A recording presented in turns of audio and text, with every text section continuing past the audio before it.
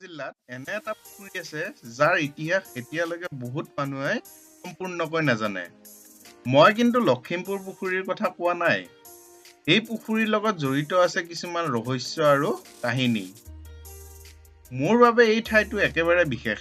ইয়াৰ শান্ত পৰিৱেশ মনটো একেবাৰে সতেজ কৰি তোলে। যদি আপুনি প্ৰকৃতিক ভাল পায় তেন্তে এই ঠাইলৈ নিশ্চয় আহিব। যদি আপুনি এনে এখন ঠাই বিচাৰে য'ত গৈ আপোনাৰ মনটো একেবাৰে শান্ত হৈ পৰে তেন্তে আজিৰ ভিডিঅ'টো আপোনাৰ বাবে। বন্ধুসকল, আজিৰ ভিডিঅ'টো সেইবাবে মিছ নকৰিব, কাৰণ মই আপোনালোকক দেখুৱাম দৰঙৰ এনে এটা ঠাই যিটো আপুনি কেতিয়াও শুনা নাই, কিন্তু এবাৰ গ'লে পাহৰিবও নোৱাৰে। হেল্ল' ফ্ৰেণ্ডছ, মই পাৰ্থ আৰু মই জিলমিল। আমাৰ চেনেল PJ দুনিয়াত আপোনালোকক স্বাগতম জনাইছোঁ। আজি আমি আহিছোঁ দৰঙৰ ঐতিহ্যমণ্ডিত পুখুৰী বুঢ়ীনগৰ পুখুৰী। এফালে চাব, দেখা দিছোঁ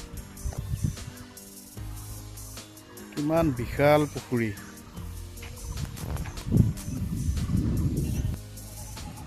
আনুমানিক 1100ৰ পৰা 1200 শতিকাৰ ভিতৰত ৰজা আৰিমত্তই এই পুখুৰীটো খন্দাইছিল।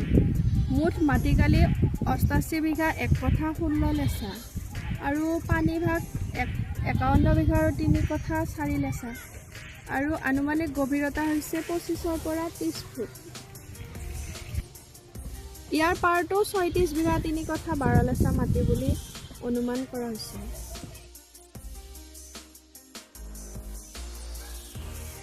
এই পুখুৰীটো দৰং জিলাৰ বুঢ়ীনগৰ অঞ্চলত অৱস্থিত। পুৰণি পুখুৰী। স্থানীয় মানুহৰ জীৱনৰ সৈতে এই পুখুৰীখনৰ ঘনিষ্ঠ সম্পৰ্ক আছে। এইটো কলাইগাঁও ৰাস্তাৰ পৰা আহিলে ৰাস্তাৰ দক্ষিণ দিশত আছে। আপুনি যদি মঙলদৈ ফালৰ পৰা উদমাৰী চক হৈ আহে, উদমাৰী চকৰ পৰা 12-15 কিলোমিটাৰমান হ'ব আৰু লখিমপুৰ পুখুৰীৰ পৰা 3 কিলোমিটাৰমান পশ্চিমত হ'ব। আৰু যদি আপুনি চিপাঝাৰৰ ফালৰ পৰা আহে তেতিয়া মহলীয়াপাৰা চকৰ পৰা 4 পৰা 6 কিলোমিটাৰমান হ'ব। কিন্তু এই ৰাস্তাৰ পৰা ওচৰতে হয়, অলপ পূবৰ ফালে সোমাই গ'লেই এই বৃহৎ পুখুৰী পোৱা যায়।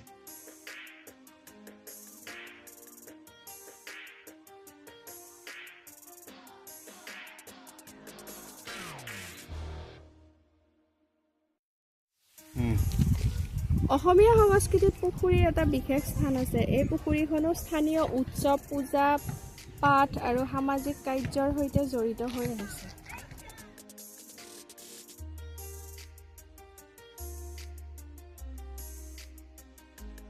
স্থানীয় লোকৰ পৰা জানিব পৰা মতে এই পুখুৰীটোত মাঘ বিহুৰ সময়ত মাছ ধৰা হয় আৰু ইয়াৰে।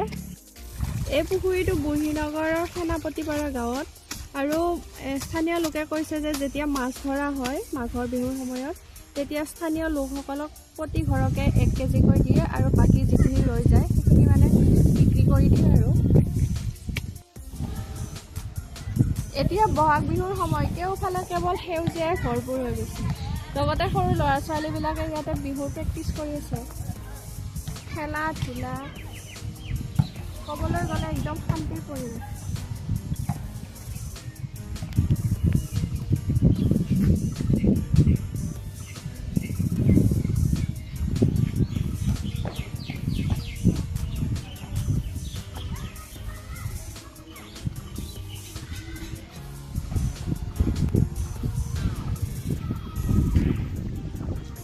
চাৰিওফালে একদম সেউজীয়া শান্ত পৰিৱেশ আৰু প্ৰাকৃতিক সৌন্দৰ্যৰ ভৰপূৰ হৈ গৈছে। এই সকলো মিলি এই ঠাইখন একেবাৰে মনোমোহা কৰি তুলিছে।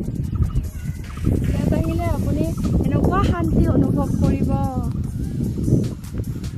বৰ্তমান এই পুখুৰীখন স্থানীয় মানুহৰ বাবে এটা গুৰুত্বপূৰ্ণ ঠাই। অতীতৰ এইবোৰ পুখুৰী জাগ্ৰত আৰু অতি খাদ্যৰ।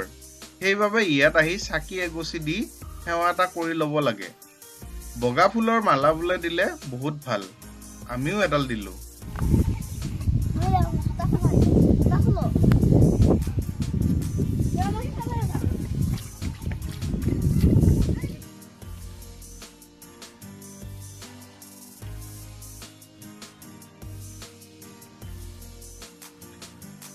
ভিডিঅ'টো চাই বাৰু কেনেকুৱা লাগিল আমাক লাইক আৰু কমেণ্ট কৰি জনাব। ভিডিঅ'টো ভাল লাগিলে বন্ধুসকলৰ মাজত শ্বেয়াৰ কৰি দিব আৰু যদি চেনেলটো এতিয়াও ছাবস্ক্ৰাইব কৰা নাই প্লিজ ছাবস্ক্ৰাইব কৰি দিব।